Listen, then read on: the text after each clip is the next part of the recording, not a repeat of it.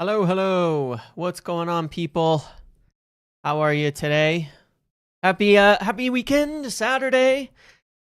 Got an early game. 17 hours from now. I gotta be up early in the morning for that one.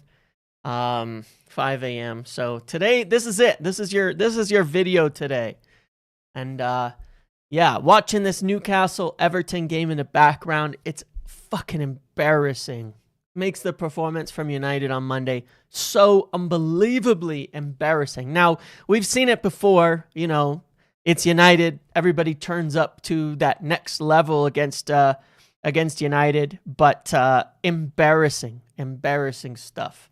Honestly, completely embarrassing. A goal from Everton there, though, 4-1 actually.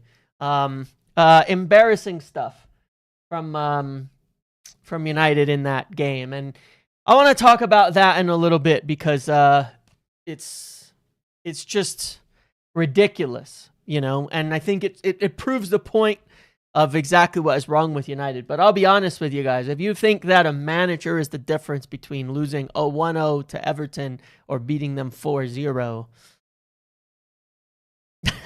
well, it is what it is, man.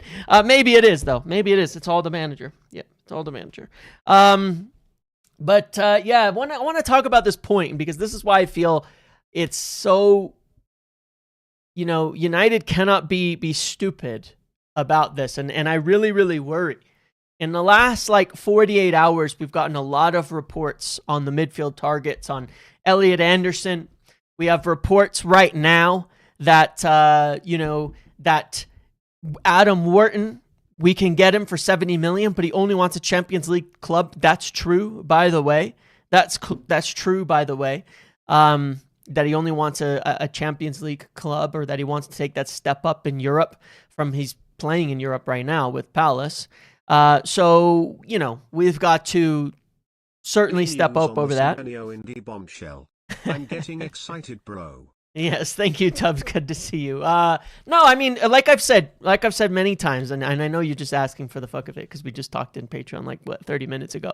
But but look, we're interested. But this is the point, right? This point on opportunity versus idealism. We are interested, and I do think that it's a concern about Liverpool going for him. But again, there's chaos potentially brewing behind the scenes at Liverpool that could throw a wrench in all of this for them, and we could be involved. I think a lot is going to depend on where we are by January, though, and this is the problem. All of these ideas we have are great. What we're looking at, our idealistic goals for the team, are great. They're great. We want Baleba or Wharton and Anderson. That's what we want. We want our best opportunities. We want to rebuild this team like we never have before. But how? Yeah, there is a chance of Semenyo, and we might go for it. They might see opportunity, show its face here. But how are we going to convince these guys? You know what I'm saying? How are we going to convince these guys to do it? How are we going to convince these guys that our project is better without getting some momentum? You know what I'm saying?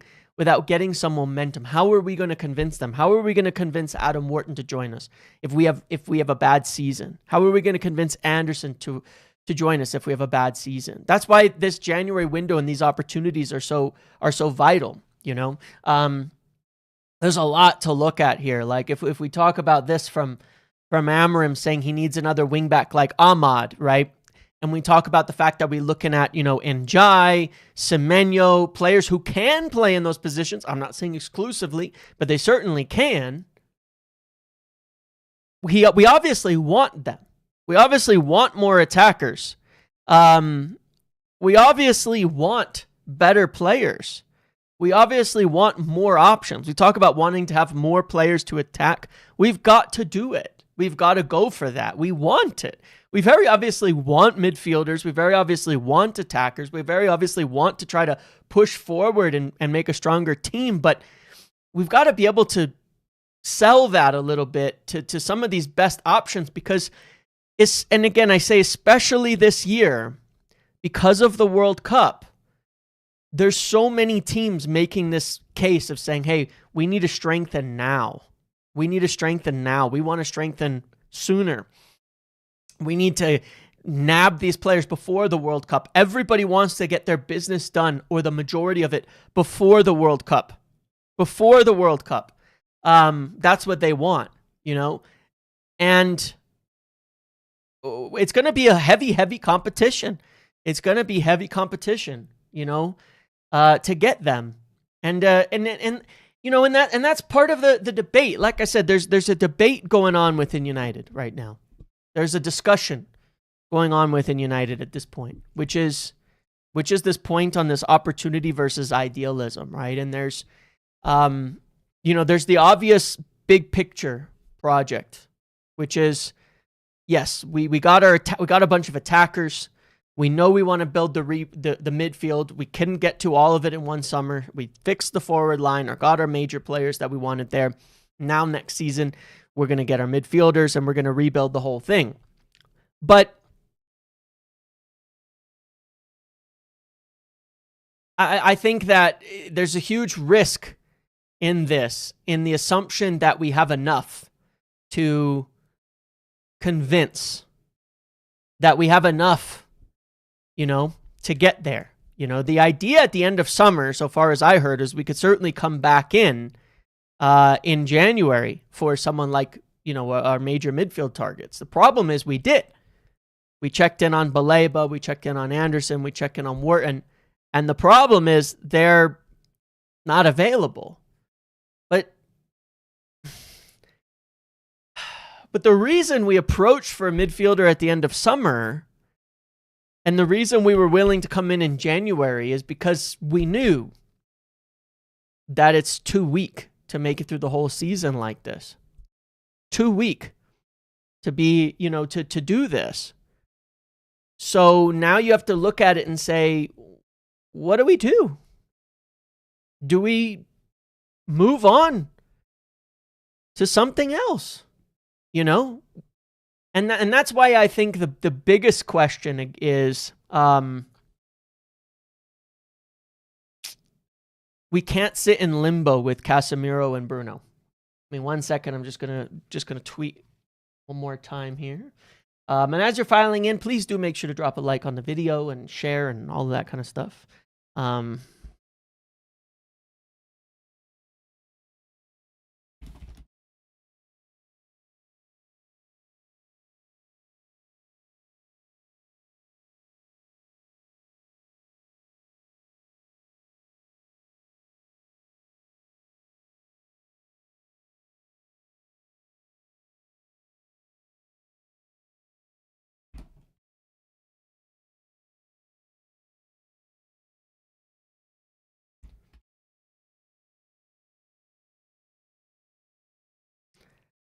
So here's my problem. Okay. First of all, United have not said no midfielders or no signings in January. That's very clear, by the way. They've not said that. Okay. That's one thing that's really, really important to note. Why is this not showing up? I'm hoping Mount plays well so Cunha can finally hold bench permanently. He's mid, bro. I mean, I disagree with you, but I think we missed both, either or, in the starting 11 the other day. It's not from the army. It's just camo. It's just camo. It's just a nice camo sweater. It's from Eddie Bauer, man. Eddie Bauer. It's just a nice warm camo sweater. We got our first snow of the year, which is like months later than on average. We haven't had snow in 200 days here, which is kind of crazy. And it's cold today. So, it's just a fleece. But look, like, I was looking at this game, this Newcastle-Everton game, right? And I was looking at stats in the first half. And, like, it's honestly shocking when you look at it. When you looked at the first half, I looked at their midfielders, you know? And if you look at, like, the difference in these games, tackles, 2 out of 2, tackles, 1 out of 1, tackles, 1 out of 1. Look at the possessions lost, 5, 4, 5. Look at the passing accuracy, 95%, 100, 100, 95%, 96%, 100, 100, 94%, 92%, 96%, 100, 100. You look at the duels, the contested plays, the possessions lost, all of that, right? It's no accident here. The reason why we can't win these games. It's the exact point that we fail in everything. You know, we give away the ball incredibly easy. Bruno had 116 touches. I don't know if people realize that. He had 116 touches in that game versus Everton. And people want to claim he's getting on the ball too deep, so he's not able to make an impact on the game. He had 116. 116 and made 0 tackles. 0 tackles. 0 duels won. 0 duels won.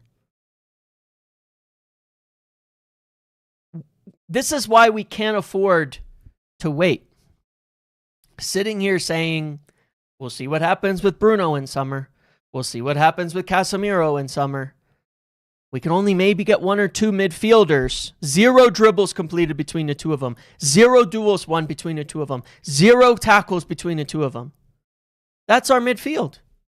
It's an embarrassment. It's embarrassing. It's absolutely fucking embarrassing, honestly.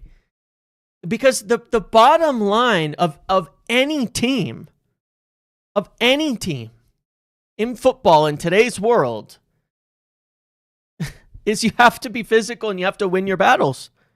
There's no team, you cannot show me in a single instance of teams that are winning games when their midfield are just losing every battle, every duel, 0 tackles, and giving the ball away easily. You know?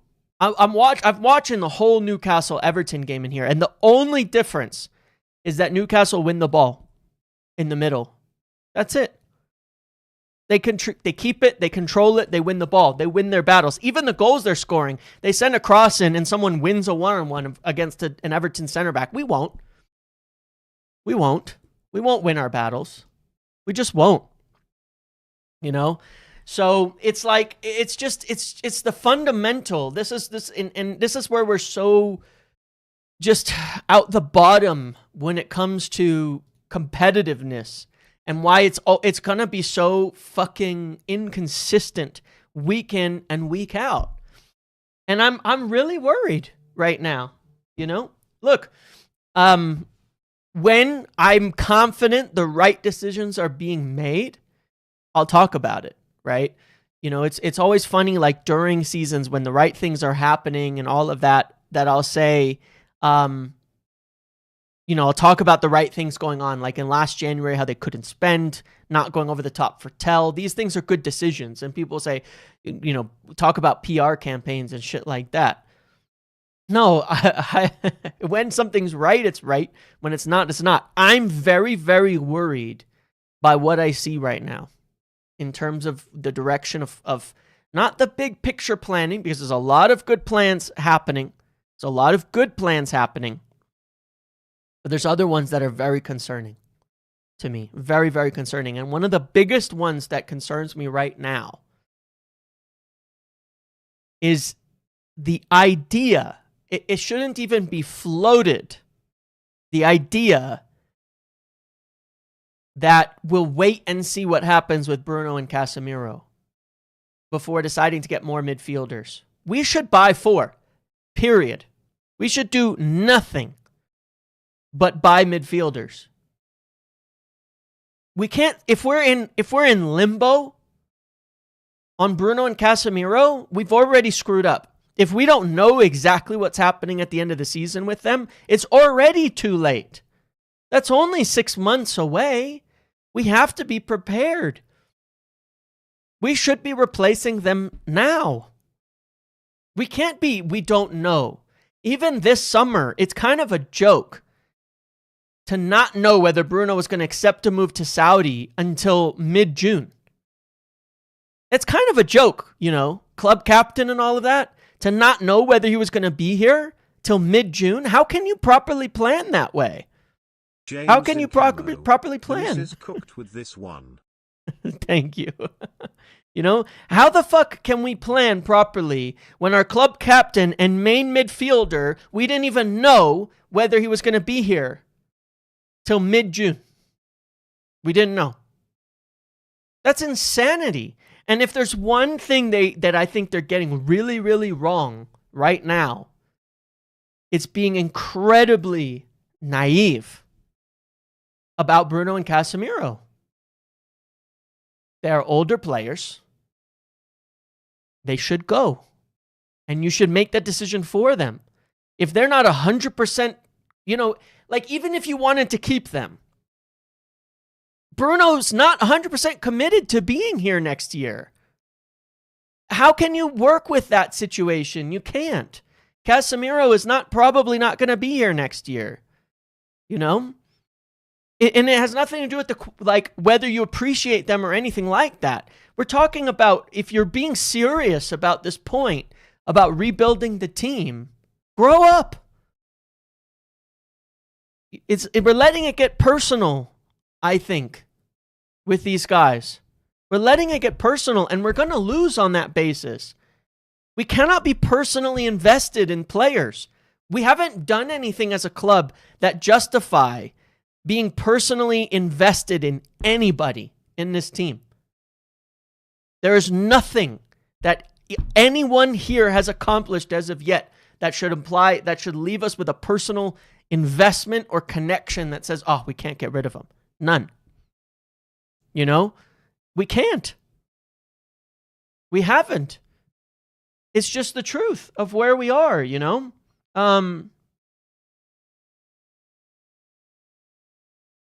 we just there hasn't been enough to justify it. So they have to make that decision, because the only reason right now we wouldn't move for another midfielder is because and take one of these opportunities is because we think, because of uncertainty over, is uncertainty over what's going to happen with these players. Because I look at it and I go, why haven't we replaced, we should be assuming we need 4 midfielders this summer. Not 1, maybe 2. It should be 3, maybe 4. Like at minimum. How can it be anything else than that? How can we let it go? Getting 3 to 4, 1 to 2 need to bed in Jan. Yeah. And they don't have to be these insane, elite players and things like that. That's not how it has to be. They don't need to be those guys. So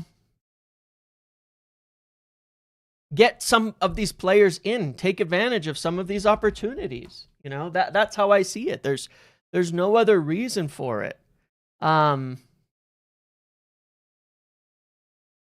Yeah, I mean, it's just,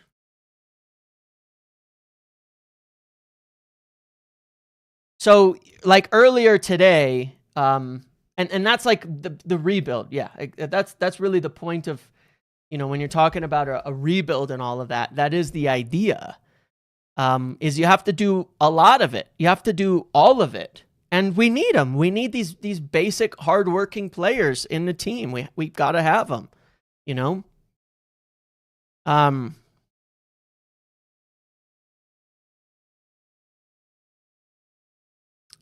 have to have them, and we don't have them at all now. We don't have any. So something has to change here, and I'm very, very worried about the thinking that we can wait. I mean, when you look at these opportunities, you look at Gomez, you look at Ederson. Oh wait, Grok, he can be available for 30 to 40 million. I look at them and I say, are they the be all end all solutions to this team right now? Are they? No. Are they for sure the best possible players imaginable for the team and nothing else matters and they're going to fix the team wholly on their own? No.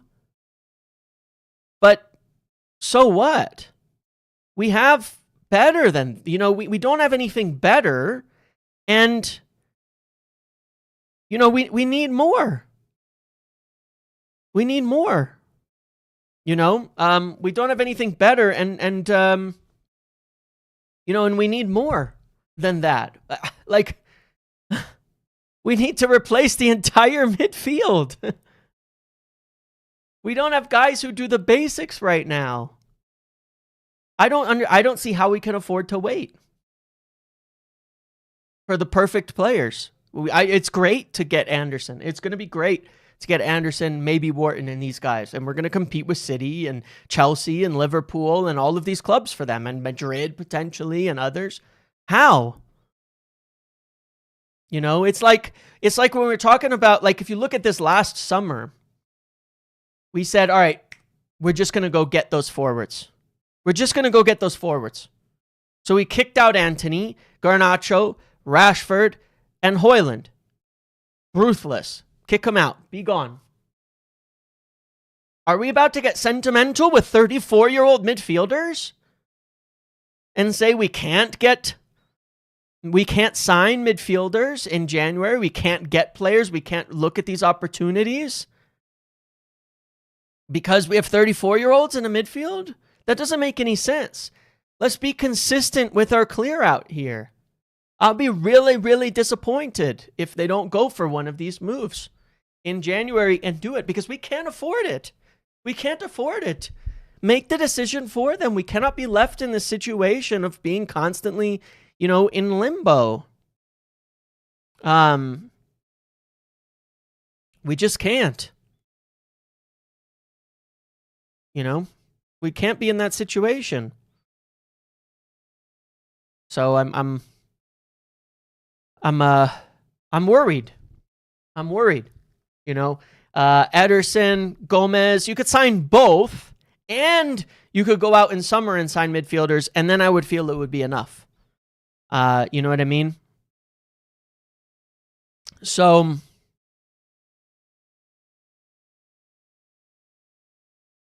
yeah. I mean, what do you guys think about that? What do you think? And it's like, shouldn't we just move on? I mean, I've been asking for a full rebuild for a long, long time. And I think that you can't justify, like, here's what I'm saying, okay? The perspective of management, Ineos and all of that is that it's a personnel situation. It's a personnel thing. That's why they're backing Ruben. They're looking at it saying the job's not done. We're looking at a lot of the data. We're losing our battles. Amram talked about intensity, about, winning the duels, the battles, the things like that, all of it. All right. I don't care if you believe it or not. Fine. But that is what they believe. Sir Jim came on the record and said Ruben will be here longer. He wants him to get at least 2 more windows. Cool. Well, at least January and summer. So if you believe that,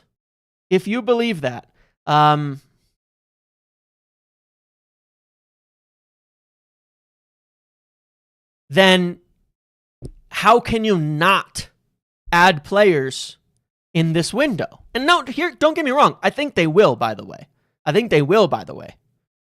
Okay? I think that they will. I think there's an intention to. But what I'm saying is, if you make... You can't sit there and say it's not Ruben's team. It's not his players yet. He needs more time. He needs more players to fix it. Then do it. Right? Like, then you have to do it. Then you can't sit on your hands on it and say, well, yeah, but we have Bruno and Casemiro, and we might want to keep them and all of that. Because then you're saying...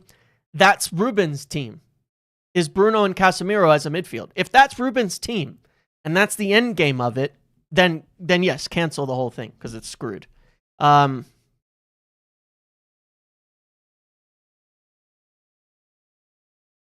it's totally screwed. But it means we have to do it right now. That's where I look at, we have to put our our money where our mouth is on this. Because here's the thing, right? And thinking through all of the thought process on this, right? We got our forwards. We got our forwards in. We know the midfield is the next priority. We know that Amram wanted a midfielder in summer. We know that we were looking at that. So just because the ideal midfielders are not available doesn't mean we can't work. And I think huge pressure has to be put that they have to take advantage of that situation. That they have to, they can't not do it, I guess is what I'm saying. Like, we just have to. I don't care who it is, because they're aware of these opportunities. I can tell you that for sure. They're aware of Gomez. They're aware of Ederson. They're aware of these players. They're on their radar. We can't not do it. And more so than that, we cannot sit waiting on Bruno and Casemiro and thinking, well, yeah, but then we'll have too many midfielders if we sign them because we want our big targets in summer, which I agree with. We have to get our big targets in summer. We shouldn't compromise on that. We need to get the quality of players. I've crazy doubts about all our midfielders. If we get CL, having 4 isn't enough. Personally, Ederson/Gomez would add a ton, and next August you can rely on them whilst you integrate Anderson/Wharton. Yeah, 100% with that. Agreed entirely. And that's what I'm saying. Like, it just, some of these things just don't make sense to me. Some of these things just don't add up to me in that respect. We can't say, all right, we really want these big midfielders in summer. They're our ideal players. We got to get those guys done. Agreed. Our standards need to be very high. But it's like trying to run before you can walk. We can't even walk.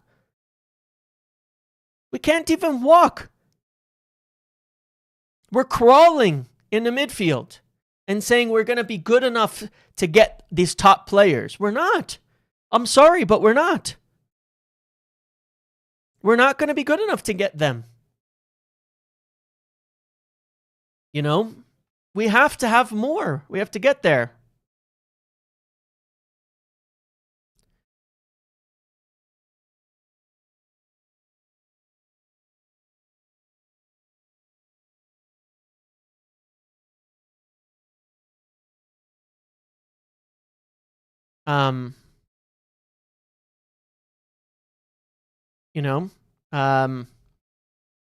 We have to be competitive at least a baseline level. We have to be competitive at a baseline level. And the same thing goes for all these attackers and such. It's like we want... Ruben is sitting there saying we need more wide attackers. Okay. Make that move for Semenyo. What does it hurt? Like, just do it. Now, look, I think to a degree, some of what we're hearing and, is like similar to before. You're always getting this tampered down everything, like about United, where because not a lot of info is coming out and things like that, most people are talking as if nothing is going to happen. And I do think things are going to happen. And I'm hoping that I'm on the same page as what they're thinking Ederson right and now. Gomez for 70 to 80 million in January. It's not that crazy, BTW. It's not. Why not get both, Iraqi? Why not? Why not get both? That's sort of my point. Why not get both? We should just be going for lots of this. But Amram's talking about needing a wide attacker. We need a center back. We need a wide attacker. We need midfielders. The opportunities are there. And I think it's where it's really like, I think the part that really would worry me is if we pass up on good squad players with some sort of idea that we have good squad players in Bruno and Casemiro for next year once we sign our top ones.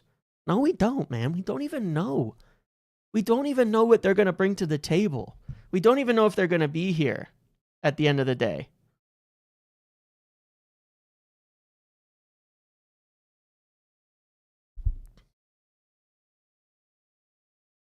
Um,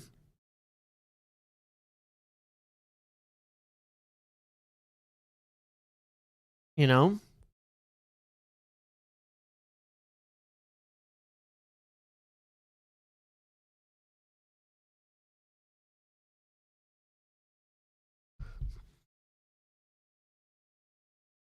we don't even know. And it's been like this for a long time, man. Um, it's been like this for a long time. It's really worrying, but these opportunities are there. Ederson is there, 30 to 40 million, you know? Gomez there, 30 to 40 million. Well, we'll see about that. That one's up in the air because of we'll see where Wolves are at come January.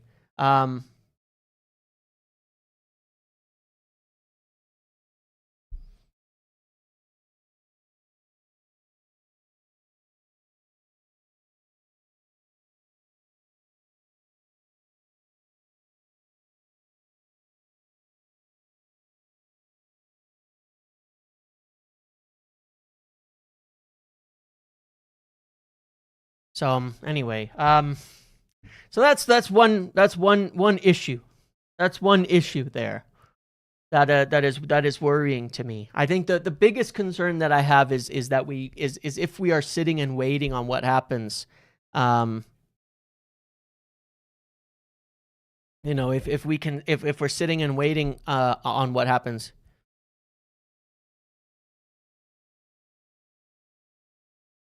you know, to see if we're sitting and waiting on what happens for Bruno, Casemiro, and that's holding us up. That to me would represent a strong level of naivety. You know what I mean? That would represent a strong level of naivety moving forward. If we sit and wait and say, you know what, well, maybe Bruno and Casemiro will stay. Maybe they'll be a part of the team moving forward. Let's just rip it all up, man. You know, I've gone back and forth on that point myself on thinking, should we keep Casemiro? Should we keep Maguire? Should we do this? No, let's just start over. You know, the game against Everton was for me a lot of people reacted in different ways to this type of things. You know, a lot of people reacted in different ways to that loss, and a lot of people chose to look at it and say somehow that it's all on, you know, the manager and things like that. I don't agree at all with that, but what it did tell me personally, where I took from it, in my opinion, is it just goes to show, you know, it's like when we were against, I don't know, it's like we've seen this with games before. We go down Šeško. We go down Cunha. We don't have our new signings. What we're left with is the same thing we had before. And I look at it and I go, got it. You know, you've sent the message. The same guys are going to be just as inconsistent as they ever were. The same guys are going to be, you just can't rely on them. And they'll fool you with a few good games where they do something great with the ball, but the signs were there. I said it after Forest, I said it after Spurs, you know? And you look at this game, yeah, I mean, you look at Everton versus Newcastle today and you go, that's just how bad the floor is from this team. The floor is, what is the floor of the team? It's your physical ability to compete. The levels of effort and competition. What if we had for years in this team? What if we had for years at this club? And I do mean years. Pre-Ten Hag, Ollie, long time, and I mean a long time. We've had a team that very often, when it's bad, the physical flooring is so bad and so low. It's a team that has this, it's a team that, I don't even know how I would describe it, but we've been here for years, right? We used to talk about it under Ollie. We could beat anybody. We'd show up in big games and we could beat anybody because there's a ton of talent in this team. But the bottom of that team is the fucking bottom. Then they could show up and lose to everyone. Just as they could show up and beat everyone, they could show up and lose to everyone at any time, and you just never know. You know? You never know. The bottom of a team is always going to be their ability to compete physically with the other clubs. If you are getting beaten physically in the game, then when the magic isn't happening, you're going to lose. You're going to be, and not just lose, you're going to be terrible. So when all the brilliance isn't working against Everton, we're worse than them. We are a worse team than them. We are. You know, it's like, it's crazy, but it's like we talked about it like, you know, I was talking about this, but like McFred, for example, not a good midfield. But why did it work consistently well to win games? Because there was at least a bottom. You knew you were going to get a certain thing from McFred every single game, which is that they could work hard and often outwork their opponents. And we saw it very, very often. They would outwork their opponents. Was the quality lacking? Totally. That's why we played counterattacking football. But you knew that there was at least a minimum viable product. It's a business term. There was going to be a minimum viable product in the midfield. That they were at least going to compete with everyone. I mean, look at when Ronaldo was there and we played some of these games, even with, you know, old and different players up front. We had a minimum viable product. I would take McFred 99 out of 100 games over Bruno and Casemiro in this team. Not because it's great, not because it's title winning, not because it's the be-all end-all solution, but because I know with McFred what I was going to get. As much maligned as they were, because the top end wasn't very high. But neither the bottom end wasn't very low. I knew what I was going to get. They were going to compete every game, and I could always give them that. Personally, you know, my error with in judgment on McTominay was not that he's great. You know what I mean? Or anything like that. It's not that he was great. It's that at least he was committed in that midfield, in that combination.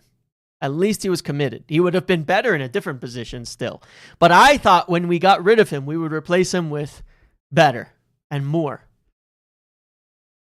And we didn't. I mean, even Ugarte, as maligned as he is, every time he plays with geriatrics in the midfield. I mean, I've said before, like, we're asking Ugarte to be the coverage for a crazy midfielder. Now, I'll give you an example of this. Scott and Fred together worked well.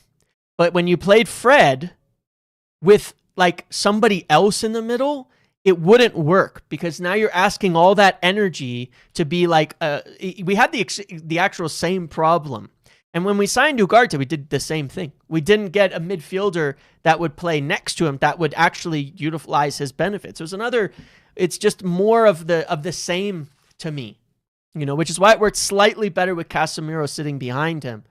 But ideally, he's another one like that. I remember a few times we played Fred with Matic when Matic was too old, and they were some of our worst games ever because Matic could not move at that point in time in his career. And sometimes we played Fred deeper with like other players and it wouldn't work. But with Scott, it would because we had this balance in there. And so, no, it's not the best thing. Fred and Casemiro worked. Yeah, Fred and Casemiro worked similarly to Ugarte and Casemiro. And then inexplicably, Ten Hag went away from it and everything, and it made it way worse. And then he sold Fred, and then it made it way worse. And then it was Casemiro and Eriksen both walking around as corpses and whatever. But you know, it's about balance, and we've never done that. You know, it's like we don't have that bottom line competitiveness. We don't have that bottom line competitiveness in the midfield. We haven't in ages had that bottom line competitiveness in the midfield, and I'm not saying that that's what we should aim for, right? But our depth should be bringing our midfield to a level where it's at least competitive physically with the other teams in the Premier League. And then our starters should elevate us. If you move Bruno and Casemiro to your depth pairing, we're still screwed. because they still can't compete physically with the opposition. Usually your depth players are hardworking, strong, physical players that come in, do a job, and get on their way, and will give you a baseline. Not the ceiling, that's why they're depth, but they'll give you a bottom line. We can't have next year, Bruno and Casemiro can't be our depth. They're too inconsistent. They're too slow. They're too old. They lack the physicality. They're not going to come in and at least give you a 5 out of 10. They're going to give you a 1 to a 9. And you're going to roll the dice every single time. And it's going to be more on the lower end than the higher end the older they get. So they shouldn't be depth either. They shouldn't be depth either, you know? So that's a worry. It's a worry. That's a concern that I've got. On this, at this point in time, is definitely a concern that I have at this point in time. Is that if that's the plan, that's the part that worries me. That is the part that worries me very, very much. Do you reckon with Kyle McCauley joining the recruitment team, the profile player will play? Well, we haven't talked about that much. You know what I mean? We haven't talked about that much for sure.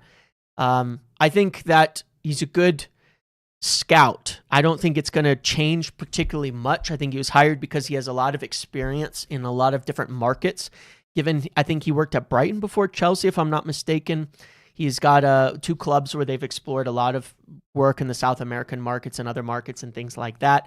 You know, as I've said before, we want to put a lot more effort into those regions, you know. So I think he's just going to, I don't think he's going to bring a different profile. I think it's more just about having people who have the experience of looking into all of these markets.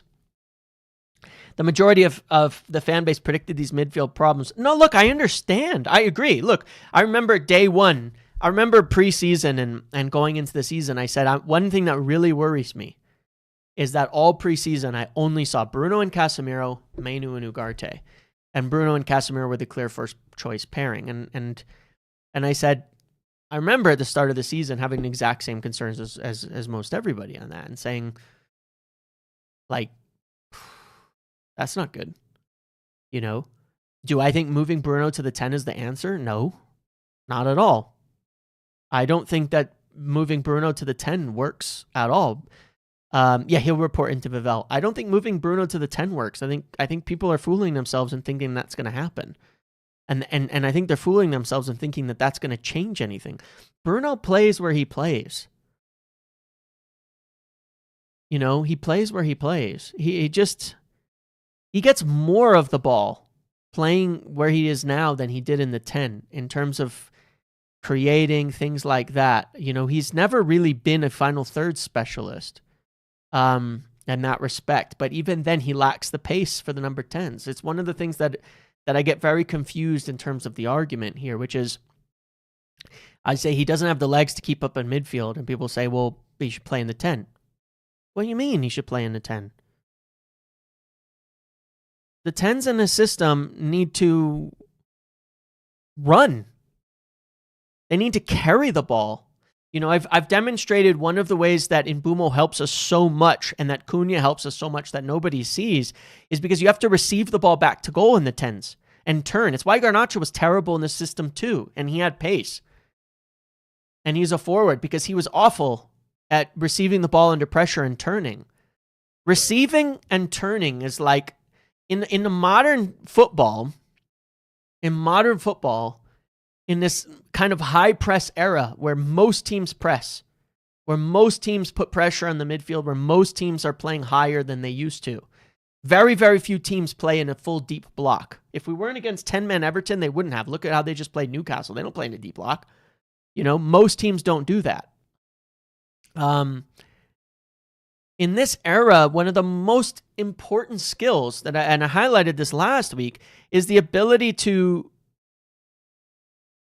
take the ball under pressure and dribble with it and carry it and bring it out of pressure, receive it back to goal, to turn, to escape. It's why Mbeumo is so impactful. It's why Ahmad is so good. It's why Cunha helps us a lot and we miss him when he's not there. It's what's wrong with so much of in our team, and it's been this way for years. You watch us play and build up. we're constantly trying the most intricate one-touch football because nobody can just fucking run with the damn ball. You know, in the 10s, in the midfield, anywhere. You know, nobody can run with the damn thing. And look at every other team in football. Bruno Guimaraes, you know, is watching him for Newcastle here, gets on the ball, dribbles, moves it around, dribbles, evades, then passes. Every midfield at the top level in football has guys who can dribble with the fucking ball. Out of pressure. You know, every one of them. Look at Arsenal, the best team in the league right now. Maybe the best team in Europe right now, unfortunately. Midfielders that can dribble with a damn ball, but the same with the forwards. Their forwards can carry the ball too. That's what they all can do. They can carry the ball. There's no place for Bruno right now at this point. That's just the fact of it. The inability for both of our midfielders to carry the ball is insane. And forcing him into the forward role is okay, puts him in the final third. We're never going to get up to the final third because we just don't have people who can carry it. We don't have people who can get the ball up the pitch succinctly. You know, one of our only solutions that's happened pretty regularly is... Bobby hasn't done it, so I will. What's the percent on some? He did donate earlier. maybe 30%, Javier. Maybe 25%. Maybe 25%. Maybe 25%. It's still possible, but yeah, it's still possible. But it's just where we're at, man. It's just where we're at. I mean, and it's just presently where it is. You know, it's just presently where we are. But no, look, I had the same concerns about the midfield to start the season. The issue is this, where I'm like, okay, I accept we couldn't finish everything this summer. I understand it. I get it. Bearing in mind, there's still the PSR restrictions. Bearing in mind, we couldn't sell, players till late on. Bearing in mind, we did try for Baleba at the end, but the price was too high. We couldn't fix all of our problems this summer. And so we said, all right, well, we can get our best targets in the forward area.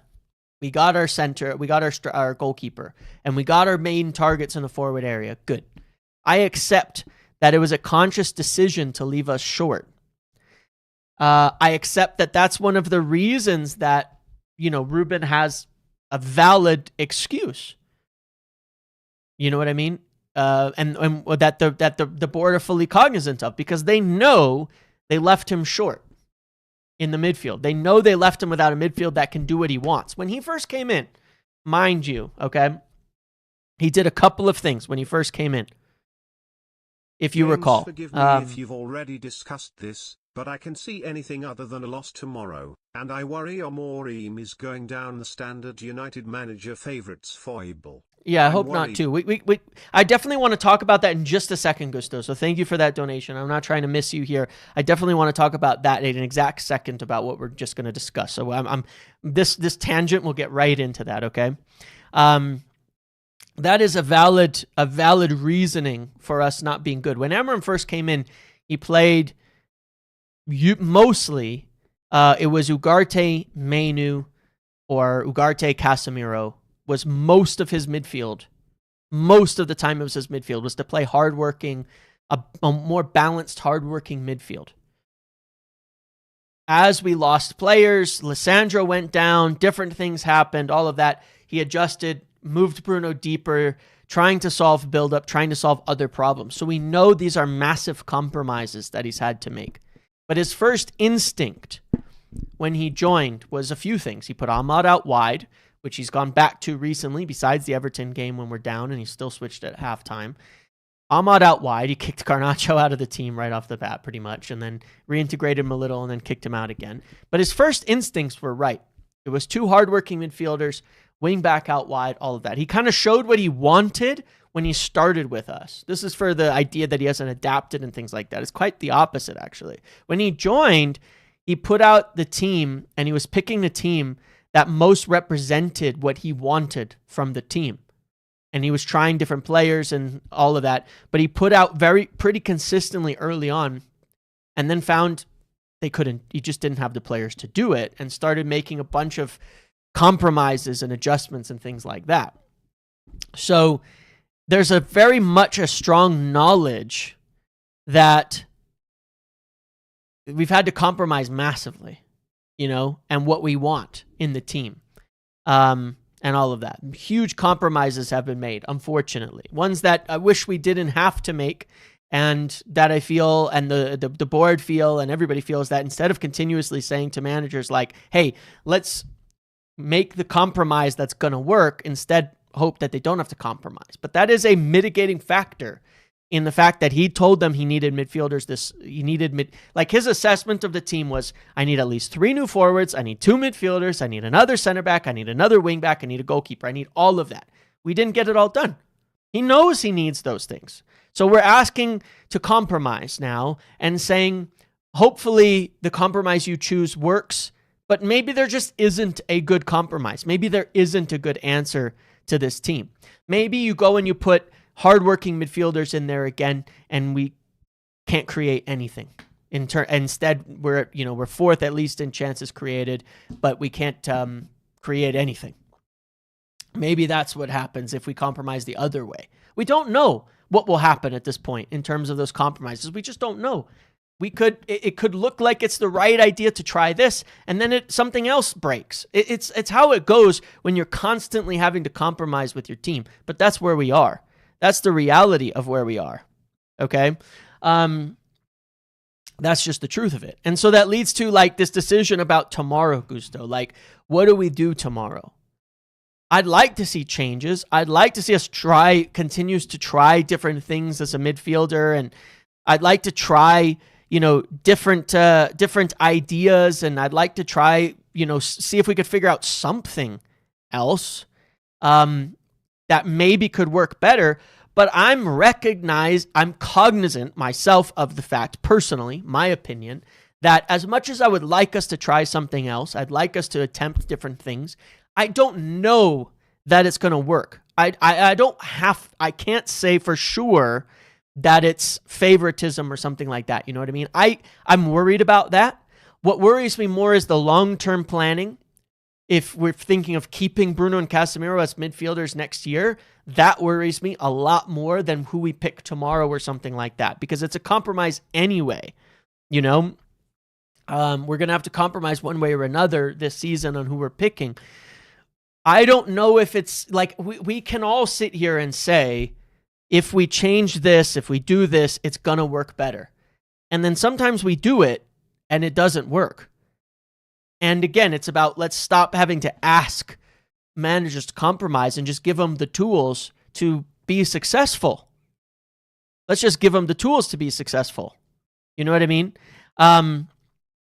So, that's how I feel about it. Is that I don't like making too many assumptions that it's favoritism or it's this and that, because I have the same concerns. You know what I mean? I have the same concerns. But I don't like assuming it is one thing and just attacking every, and just, because people are doing it just too much, making these huge sweeping assumptions about this is why. I mean, it's Portuguese bias, and it's this bias, and it's that bias, and it's all right, maybe, I don't know. There's no actual truth or evidence to that. It just, maybe it is, maybe it isn't. But what I do know is that we are constantly forcing people to compromise. And as long as we do that, I don't know, then we're always going to be failing. It's let's not forget that as a club, the day that we can sit there and say it's all on them, is the day that managers don't have to completely compromise everything, we told you about somewhere about Bruno, but you supported keeping him. No, he didn't. When we were at the end of the year, we did a couple videos about it, and I said I would lean towards selling him at the beginning of the year, but it wasn't up to us. I also do understand to a degree the factor of not forcing him to leave to Saudi, but it was up to him. And it doesn't matter to me. One can sit there and say, well, we shouldn't invest more in a manager or things like that. Okay, go ahead. Tell me what manager in football is going to succeed with these midfielders. Tell me what midfielder in football will succeed with them, because I'm looking at all these games in the Premier League, and all of them, almost all of them, especially the managers people really like, use really, really hardworking midfielders. Physical, high volume, combative midfielders. Every single one of them. All of them have that.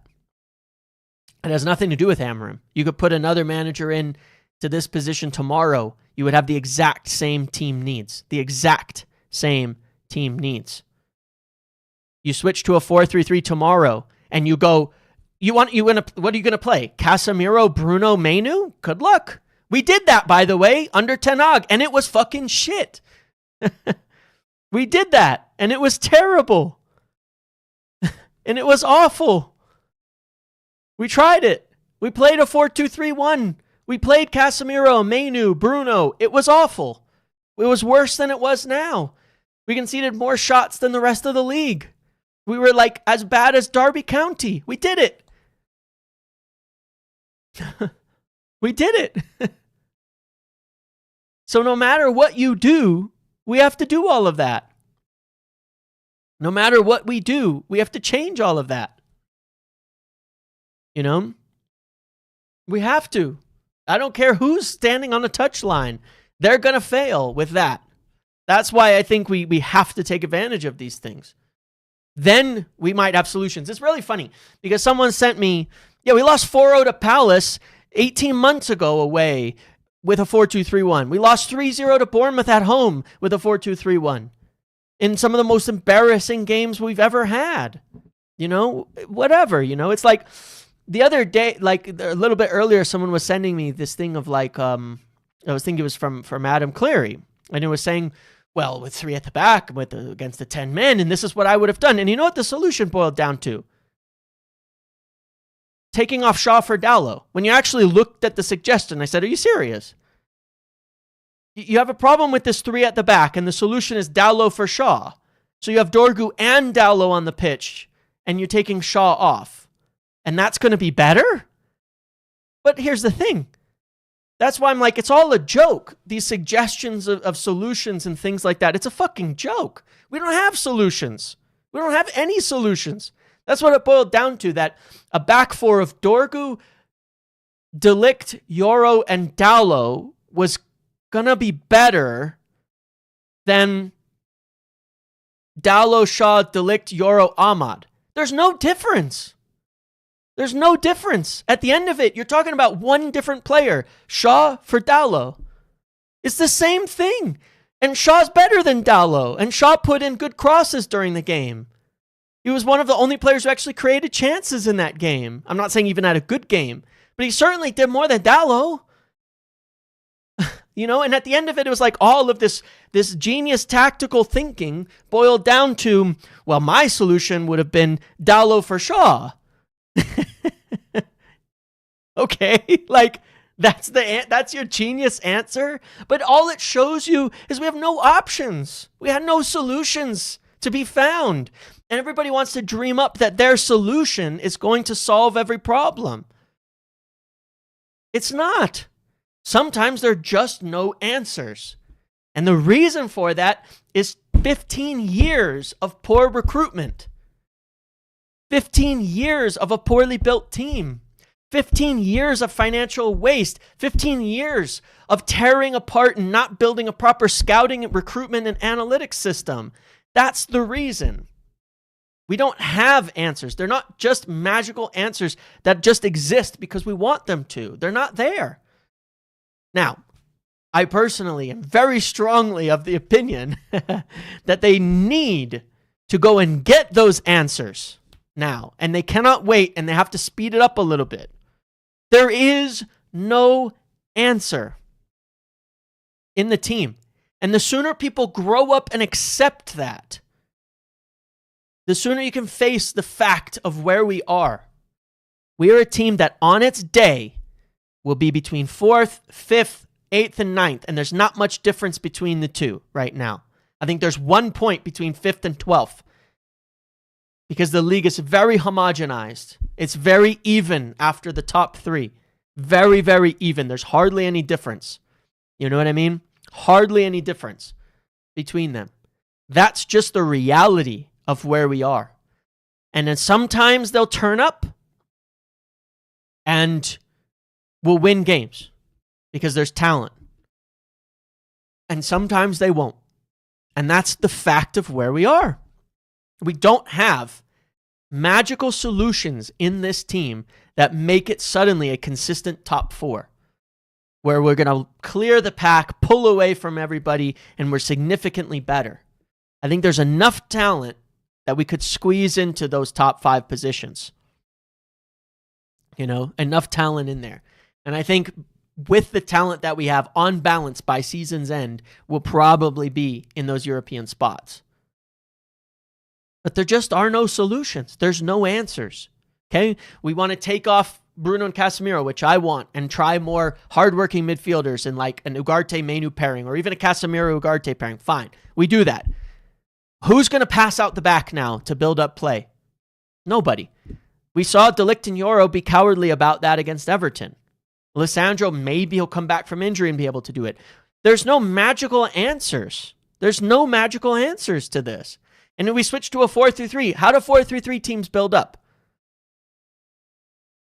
How does Arsenal build up? How does City build up? They use their center backs to build up a hell of a lot, by the way. They just do. So building up via your center backs has been the big thing for kind of a long time. So we just don't have the answers, man. We just don't have the answers. There's no solution here. And that's why I think it's just, it's time to grow up and accept that. And that's what I saw against Everton, as I said, no, they're still ultimately always capable of putting in a game like that. An embarrassment. They're just capable of that.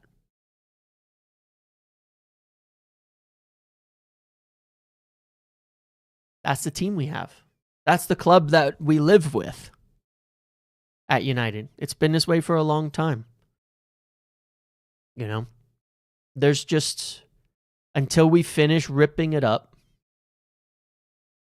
that's how it's going to be. So ultimately, my focus is taking them at their word, which is that they feel it's a squad problem, that they want to judge the manager on the next couple of windows. So back it up. Back that talk up. Get us those players in January. Take advantage of these opportunities in January. Take advantage of these opportunities in summer. Take advantage. United have so many special needs players. Ruben constantly have to coach these from... Yeah, I agree. You think De Ligt not passing from the back doesn't happen exactly because he has Bruno and Casemiro in front of him? He's afraid they won't have the legs to recover the ball. It's certainly a factor. Look, one of the factors is, we will not play the ball into our midfielders under pressure because we know that they'll lose it. They cannot turn under pressure. Like if you watch Mbeumo when he drops in, we'll pass it to him under pressure because he'll take it and turn. Same goes for Ahmad. Same goes for Cunha. It opens up more passing angles. We're terrified to pass the ball into Bruno Casemiro. And look, Xerxes was a problem with this against Everton too. Whenever we passed it to him back to goal, he lost the ball. That was a serious problem in that game. What's the solution? I don't know. I've said that Šeško needs to kick on as a striker, but he's been so good at that part of it. That's why he was such a huge miss. Šeško's been so good in our build-up, receiving it from long, back to goal, all of that. He still needs to improve as a striker, but Šeško offers us a lot in our build-up. Xerxes coming into that game and just losing the ball instantly every time the pass came into him back to goal, taking poor touches, poor passes. What do you do about that? We don't have any other answers, man. A striker has to be able to hold the ball up. We dealt with this problem with Højlund, you know? And maybe that's just Xerxes being rusty, but maybe he'll be better tomorrow. But like, we don't have a solution to those kinds of, when those things don't happen. It's like, and I'm not even a guy who thinks a manager needs ages at all. And again, none of this is to say Amorim's the right guy. I'm talking about, I do not believe there is a solution in our squad right now to the problems that we have. I don't think there is. I don't think anybody could come in. I've been fooled before, and I've been naive before in thinking that things would be okay. You know, when Amorim joined, I thought, all right, maybe some of this isn't as bad as it should be. You know, I didn't expect Rashford to go the way that he did and that things went that way. I think that was a huge miss because I looked at Rashford as a player that would give you a lot of threat and a lot of attack and all that. But I mean, he played like 3 games for Ruben. And then it all went to shit. And again, it's not Ruben's fault. And it is what it is. Knowing the details of what went on behind that situation, you know what I mean? Shit happens. But I was fooled into thinking it would be better. Onana continued to be the worst goalkeeper in football. You know, Lissandro got injured. Ahmad got injured, missed a big stretch of the season. Casemiro and Bruno looked even more slowed down than ever. I don't know. I'm tired of being fooled because too many times I've thought, all right, well, it'll just be a manager that's going to fix this. You know, I accepted last year that we built a really, really bad squad in terms of balance and in terms of the basics. 1-0 Fulham, very nice, very nice. That's good. I'm not going to do the thing of like what happened, where we could go next if we win. But it does show just how crazy this league is, by the way. Yeah, it's exactly that, Genghis Khan. I'm not convinced with Amorim, but he needs backing to prove me wrong. His squad is not good enough. It's not rocket science. Exactly that. I'm never making the argument that it's great. Never. That's not what I'm doing. I've not done it. I'm making the argument that it's just too bad for it to really matter. And it's an exercise in, we got a new manager, pat ourselves on the back. Ooh, this manager's going to save the day. We can all feel really good now. Okay. Cool. And nothing's going to change. Nothing's going to change at all. But we'll see something a little bit different. We might get our 4-game manager bounce.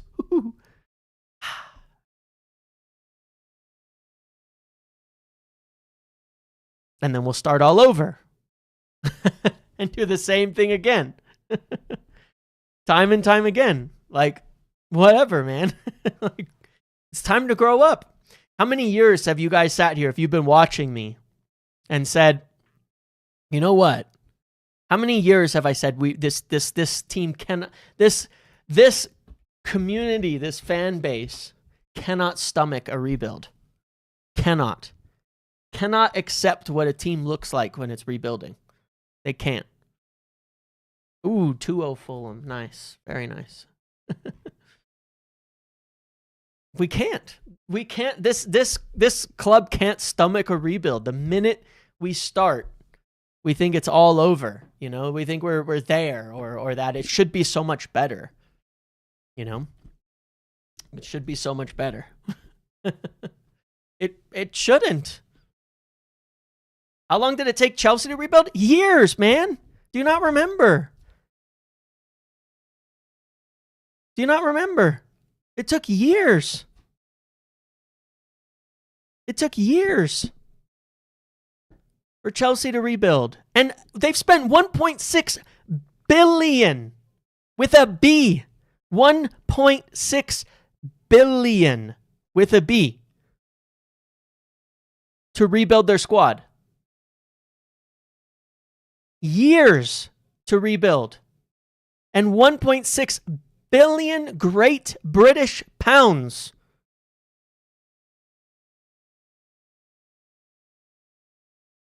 And they had to sell off their hotel, sell off their women's team. They're in violation of all these rules. 1.6 billion. We have a club that's been in financial ruin, that didn't get a $1 billion bailout from Abramovich for giving a bunch of loans. The situations are completely incomparable. We can't do what Chelsea did. And even then, it's not a success. It's 1.6 billion invested for top four as their main accomplishment at the moment. They look decent. They don't look like a title winner after 1.6 billion, so you can't call it a success. You know? It's like, it is what it is. They got 12th, and then they moved up to 8th. That was 2 years in a row, 12th and 8th, during their rebuild. So, what are we talking about here? If anything, that's just evidence. If we finished 8th this season, we'd be right on track with Chelsea. We finished 15th. It takes years. It took years to fix this. You know, and the thing is that I think we'll look at the total and say, well, we've got these players and we're underperforming. Okay. I mean, it's just, but says who? Because balance is important. Balance is important.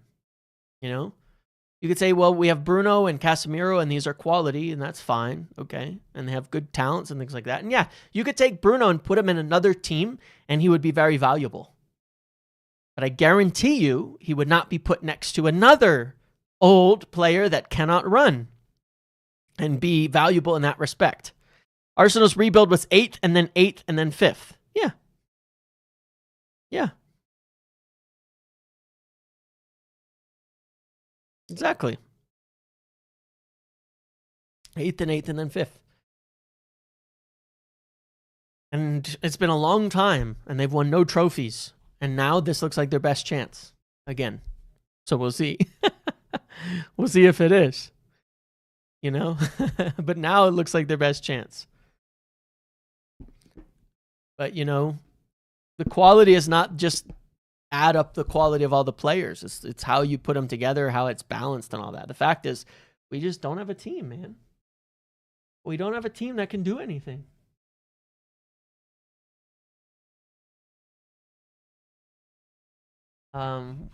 Yeah. So I don't know, man. We have got to do something.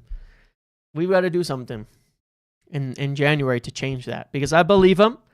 I agree with them, but the narrative only works if we are willing to do business. The narrative only works if we are willing to do business in January to make it better. To get into Europe, to get where we need to be, to convince these players. It only works if we're willing to take advantage of these situations. And we're aware of them. We're aware of Gomez. We're aware of the Ederson situation. We're definitely still tracking the Semenyo situation. Let's do some business. They need to be ambitious. Last January, we had a PSR problem. We could only buy a very affordable young player in Dorgu. Not an issue now. We have the money. So you won't see any excuses from me. You know? But I am consistent. You won't see any excuses from me. We have to be aggressive now. We have to be aggressive now. We got to go for it. No excuses for that. No excuses for that at all. Time to be aggressive. Time to do some business. Time to reinforce the club. A squad player is fine. Because we don't have enough squad players. You know? I don't see how an overnight rebuild is supposed to fix over 10 years of terrible systems. That's the thing. Like, that's the argument I always have. Like, I don't know how to verbalize it. There's times when I speak good, and there's times when I don't speak good, and my English doesn't English. And I just don't know how to make this point, because I see this take a lot. I see this take a lot like United standards should be top 4. You know, do different options, different solutions, managers should be able to get more. Like, and I look at them and I go, where? Like, where do you, like, by what measure is that true? Just because one wants it to be true, it's not true. United Standard should be top 4. That doesn't mean, like, it is. United Standard should be competing for titles. That doesn't mean you just can. And that doesn't mean that everybody's failing because you're not. You know, you have to, that's the standard that the club should be held to get to. You know, that doesn't mean you can just do that. And it's like, it's the same thing with this stuff of like, you know, try this, try that, all of it. We don't know that any of this is going to work. We don't, there's not just like, I don't know how to put it. It feels childlike to me, so I don't know how to explain it, but like, sometimes there's not an answer. You know, we can say like, you know, fix this, do that, and we'll get top 4. Says who? Sometimes there's just not an answer, and you just have to accept that. You know, we can't be a top 4 or a Champions League or a Premier League winning club with the players that we've got. We only get there. Like, I don't know how to do it. Like, if you look at the team and say success would be top 4, it's like, okay, I don't know. I don't know. I don't even know how to explain this. I don't even know how to give a good example of this. I really, really don't. You know? Yeah, it's like setting a revenue target of $1 billion, but you don't want to spend money on marketing. Sure. There you go. That's a good business example. I was trying to think of a decent business example for people. It's like, let's say you hire a sales rep and you say, you know what? You need to go sell $1 million this month. Who are your prospects? None. How many leads do we have for you? 1. It's impossible. It's impossible. There's nothing to do. Like, you can say that that's where we should be. So? You can't just make that demand and say that it should be. Do you have the tools to do it? Do you have the opportunities to do it? Do you have the pieces in place to do it? You know? As a whole, you know, so do something with a relationship or bed size or something. Yeah, I don't know, man. Like, we can't just make those demands. We can as a club, but that there's still steps to getting there. I agree with you on that, Richie. Like, the amount that United invest should mean we get Champions League as a minimum. But we've invested so poorly, you know, for so long that hasn't been the case. That's the embarrassment of it. But we can't just demand that, like, this is not right now a top 4 club or a top 4 squad. It's not. At a push, maybe it's 5th or 6th. Mostly because the league is very weak at a push. And so we get these inconsistencies where we're around that area, but a few points off of it. I think we're right where we deserve to be. I think we're right where we should be on the basis of our team. You know, and it's hard to make more demands than that. I always judge managers as to 2 factors here, which is one, how are they performing relative to the quality of their squad? That's the biggest factor. And the second thing is, depends on how involved they are in building their squad. Do they build a good squad or a bad squad? Those are the 2 biggest things that I think you can judge managers on. Ten Hag, did he perform well compared to the quality of his squad? I don't know. In hindsight, sometimes maybe good, sometimes maybe shit. But he built an awful team. So he failed in that respect. I look at Ollie. I think that he performed well to the quality of his squad, but when the quality went up, but there was a next step that was missing but he was also a bit of an unknown due to management. I look at Jose, overperformed for the quality of his squad by a significant margin and got completely hung out to dry by the club in terms of building a team that could compete. So that's why he said that second place finish was his greatest accomplishment. He's totally right. Now, he might be finished as a manager today, but, you know, whatever, right? I think that's how you measure it. Right now, I look at it, I'm like, we're probably where we deserve to be. That's why, but we have the opportunity to improve the quality of the squad, in which case the results should improve. If they don't, then you look to the manager.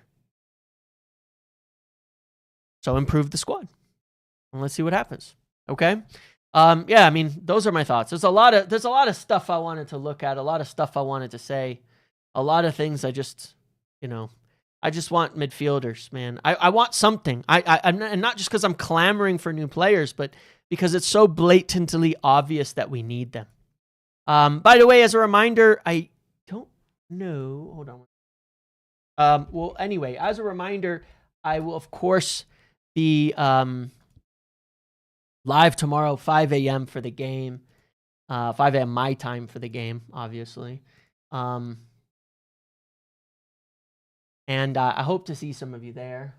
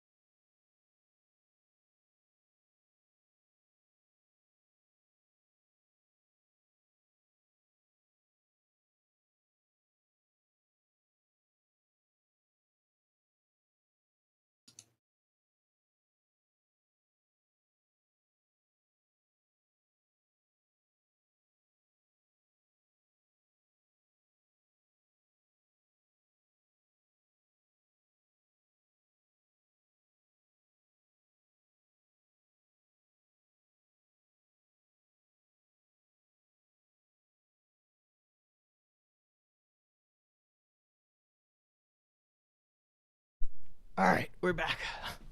Good Lord. I hate when that happens. It was just randomly, too. This is how our players look. Yeah, we're good now. We're good now. We're good now. We're good now. God damn, that's annoying. Anyway, as I was saying, you can come over and play the fantasy game, and here's the link to that. So come over, make your picks for the fantasy game, and I hope to see you in the morning and all of that. These are the picks you can make, compete with people and win prizes and all of that. So come join in the fun. Again, a maximum of $10. You cannot gamble your life away or anything like that. And yeah, hopefully I will see you guys over there on Big Up in the AM or just at the noonum. It's not the microphone, it's the cords. And I don't know what cord is screwing up, but one of these cords is not like, and I've changed them a couple times and I need to figure out what the hell to do. If anybody knows of the best, like it sounds stupid, I don't know the difference here, but I'm obviously missing something where there's a USB-C to USB-C cord that I need that is better than the one that I have, because for some reason it's the USB-C cord I replaced XLR ones, they're all working well. But apparently there's a big difference in quality of these USB-C attachments, and it won't just fucking stay. It won't just stay in. It gets dislodged apparently like very easy. Maybe I'm like bumping my desk and then it's dislodging, and then it gets, I have to like reset it. So I don't know. I need to go get a cord, a new USB-C cord. These sound things drive me nuts. Yeah. Early morning, I hope so too. I mean, I hope so as well. But these early kickoffs have been a killer so far. They have been a killer. What do you guys think? What do you guys think? Ederson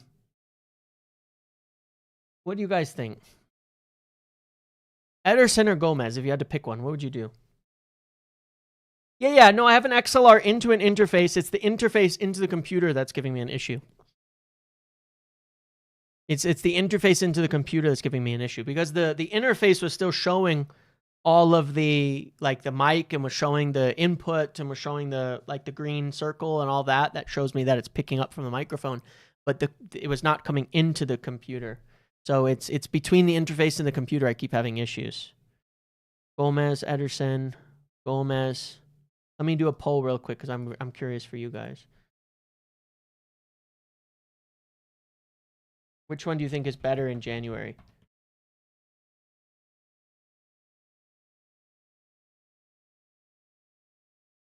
Or do you think Semenyo? Or Gehi? Hold on. What would you think is the best January signing if we could only get one? If we could only get one. I think most people would say Gomez, but for the midfield. But what about all four of these? Who's the best signing?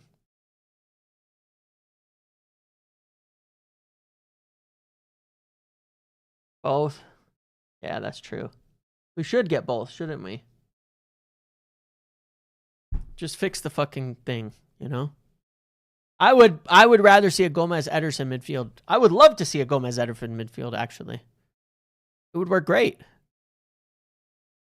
Salugarte, give Kabi his loan and play a Gomez Ederson midfield. That'd be nice. That'd be real nice. Semenyo and Gomez, if we're serious. There you have that too. Semenyo and Gomez. That would be nice. A midfield option and a wide attacking option. That could solve a lot of problems for us right now. Give us some answers. Give us some solutions. That's true. That's true. That's true. That could be very impactful in the long term. Just play 3 midfielders for now. There's magic. What 3 midfielders? I don't understand. What 3 midfielders?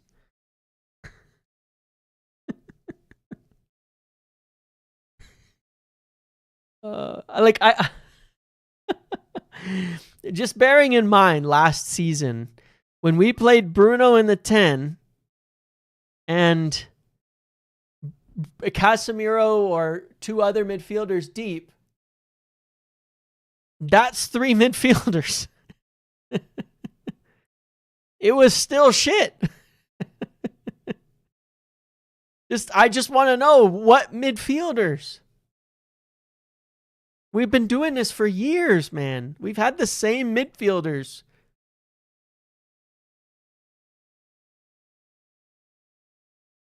I don't know, man. We tried it. Bruno in the 10 and a bunch of midfielder and 2 midfielders. It was basically a 3-man. We basically played with a 3-man midfield most of last season with Bruno in the 10 because of where he was playing. I mean, I'm going to pull that up and show you. Like,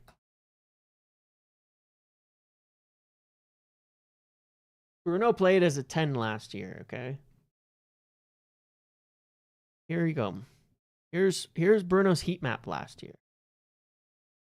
How is this not a 3-man midfield anyway last year with Bruno? Like, what's the difference? What is the difference? Are you telling me that this isn't a midfielder's heat map? That this is a forward? It's not. It's a midfielder. It's the same heat map of a 4-2-3-1, a 10 in the 4-2-3-1. It's hardly any difference. We just had a little bit less of the ball. It's the same thing. It's not a forwards heat map. This is what a forwards heat map looks like. This is where a forward plays football. This is not the same as Bruno. Bruno was an all over the place attacking midfielder last year in front of a 2, and we were worse than we are this season. We lost even more games. We don't have midfielders. So let's get midfielders. All right, so Gomez is the clear winner here, followed by Semenyo. Fair enough. I agree with that. Go get all of them. Go get all of them. Okay.